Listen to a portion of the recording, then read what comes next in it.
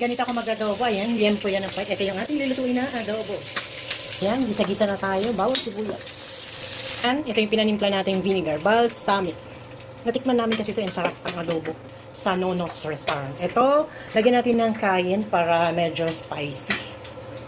Lagyan na natin ito. Yun, no? Lagyan natin ng Sprite yan para medyo manamis-namis siya. Hindi maalat. Luto na ang ating adobong sita with balsamic vinegar. Ay, yung grabe, oh. Ganyan lang yung tsura niya. Medyo maitim siya kasi ang balsamic vinegar natin ay kakulay niya yung soy sauce. Kulay niya yung ganito, yung balsamic vinegar. Kaya, yan.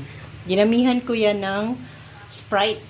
Of course! Perfect yan! Let's go! Ayan na. Pwede na natin ano natin mga gustong magdala sa office. Let's go! Of course, this is perfect!